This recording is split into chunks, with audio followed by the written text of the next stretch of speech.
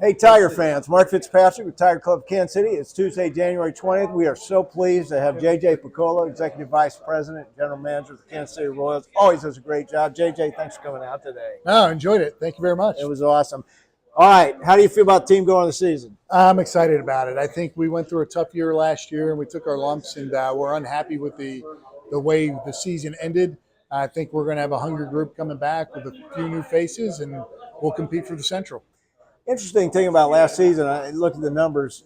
You had so many injuries, the pitching staff, but you actually gave up like 7 fewer runs than the year before, but you scored 80 less. So obviously offense is a point of emphasis. You know, we're the type of team that has to capitalize on every scoring opportunity that we have, and that was the biggest difference between 24 and 25. You know, early in the year, we just couldn't get that guy in from third base. You know, it became a very challenging thing. The second half of the year, we did well, but in the end, that discrepancy in the runs scored was there. And our pitching staff, through a lot of injuries, really held up and did a really admirable job. You know, we had some help. You know, trade deadline helped, and some guys from the minor leagues like Noah Cameron came up and pitched exceptional. But that's what allowed us to stay in the hunt most of the year. Interesting you bring up Noah Cameron. I remember interviewing last year, and we asked who would be maybe an impact player coming up from the minor leagues, and you mentioned him. Obviously, he's the pitcher of the year. How about who would you see this year, maybe? Well, there's a few guys. You know, one who got up last year that our fans saw a little bit, Winder Avila.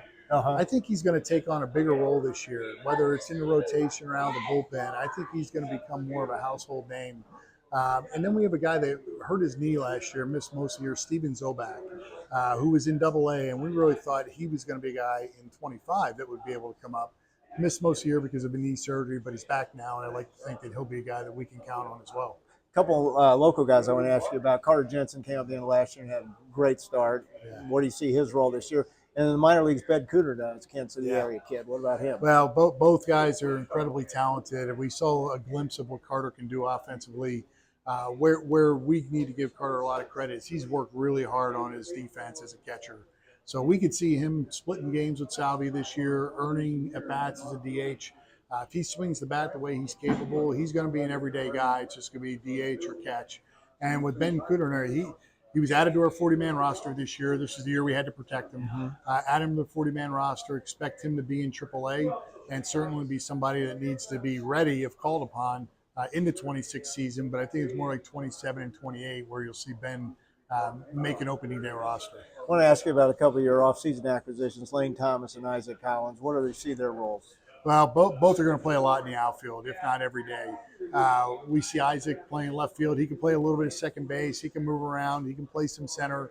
But with him being a switch hitter and strong from both sides of the plate, he should be an everyday fixture in the lineup.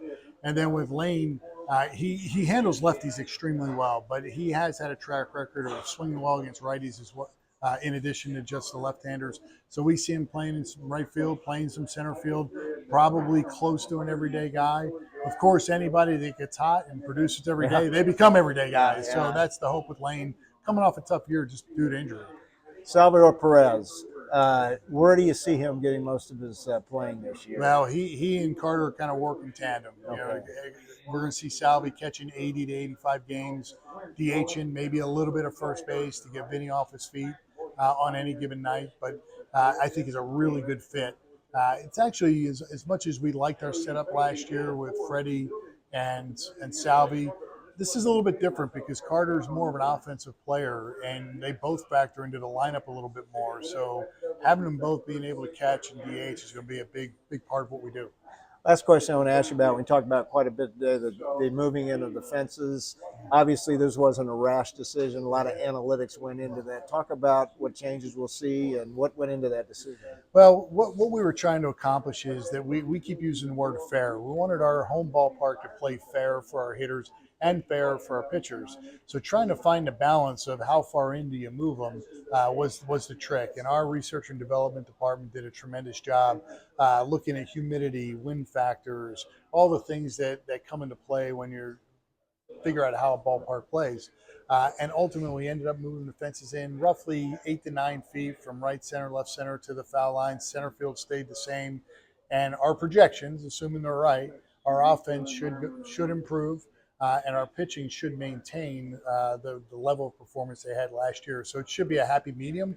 We'll be able to answer that better at the end of the year, but we're excited about it because we think it's going to be a more of a competitive advantage for us having the fences where they'll be in 26. All right, can't wait to get out the When do y'all leave for spring training? February 5th or 6th, somewhere in there, coming up. Can't wait for baseball season. Thank J.J. Picollo, Executive Vice President, General Manager of the Kansas City Royals, always a great guest at the Tiger Club.